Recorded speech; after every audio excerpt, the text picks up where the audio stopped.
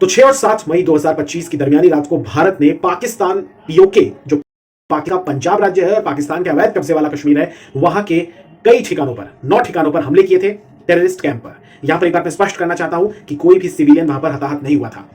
एक ऐसा सटीक प्रिसाइज ऑपरेशन था जिसके तहत आतंकवादियों को निशाना बनाया गया था। उसके बाद भारत की तरफ से विदेश मंत्रालय ने अपना पक्ष भी स्पष्ट कर दिया था। लेकिन अब 7 मई को पाकिस्तान ने सोचा कि क्यों ना कुछ एडवेंचर करते हैं और भारत पर अटैक करते हैं, क्योंकि पाकिस्तान तिलमिलाया हुआ था। क्रिया की प्रतिक्रिया देने के चक्कर में आज उसकी फजीहत हो रही है। पाकिस्तान ने भारत के 15 शहरों पर अटैक करने का सोचा था। इसमें पंजाब, जम्मू कश्मीर, चंडीगढ़, राजस्थान, हरियाणा और गुजरात के शहर शामिल हैं। श्रीनगर, अवंतीपुरा, जम्मू, अमृतसर, पठानकोट, जलंधर, चंडीगढ़, बठिंडा, लुधियाना, कपूरथला, भुज, फलौदी, उत्तरलई, नान और आदमपुर, यहां पर अटैक करने का सोचा। लेकिन भारत के सुदर्शन यानी कि हमारे कवच एयर डिफेंस सिस्टम S-400 ने उसे नेस्ते नाबूद कर दिया। उस पूरे हमले को नष्ट कर दिया, खराब कर दिया। पाकिस्तान खून क्या आंसू रो रहा है। सांसद वहां के एक हैं ताहिर इकबाल, ये संसद में रोने लगे कि अल्लाह इनको बचा ले भारत के वार से।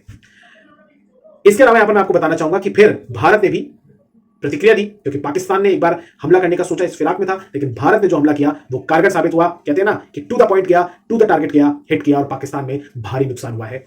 पाकिस्तान के 9 शहर हैं: अटक, रावलपिंडी, चकवाल, कराची, मियानो, छोर, लाहौर, गुजरांवाला और बहावलपुर, यानी कि उनके पंजाब से लेकर सिंध तक और खैबर पख्तूनख्वा से लेकर पीओके तक के शहरों को टारगेट किया गया और वहां पर हार्पी ड्रोन का इस्तेमाल किया गया और हमले हुए। रावलपिंडी क्रिकेट स्टेडियम को भी नुकसान पहुंचा है। साथ ही पाकिस्तान ने एक झूठा दावा किया, उसने कहा कि 50 ड्रोन हमने भारत के गिरा दिए हैं। ऐसा कुछ भी नहीं हुआ है, यह मिथ्या है।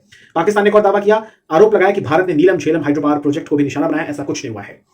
अमेरिका की तरफ से एक एडवाइजरी जारी हुई है, क्योंकि बहुत सारी गतिविधियां, बहुत सारी खबरें हैं, लेटेस्ट अपडेट्स भी आ जा रही हैं। अमेरिका की तरफ से पाकिस्तान में रह रहे अमेरिकी नागरिकों को, राजदूतों को, दूतावास के कर्मचारियों को यह कहा गया है कि आप सुरक्षित स्थान पर जाएं।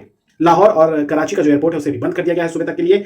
भारत ने सलाल बांध के 5 गेट्स खोल दिए हैं और बगलिहार डैम के भी गेट खोले हैं, बिना जानकारी दिए पाकिस्तान को। पाकिस्तान में बाढ़ जैसे हालात हैं। वहां पर जो इंटर सर्विसेज पब्लिक रिलेशंस है, यानी कि ISPR है, जो पाकिस्तान आर्मी की सूचना और प्रसार की विंग है, उसके जो DG हैं चौधरी, अहमद शरीफ चौधरी, उसने भी ये माना कि भारत ने हमला किया है। तो जो भारत में सबूत कहेंगे उसके पास भी लगातार ये सबूत खुद पाकिस्तान दे रहा है। तो इसलिए अगर कोई मांगे सबूत तो उसके मुंह पे तमाचा जड़िएगा।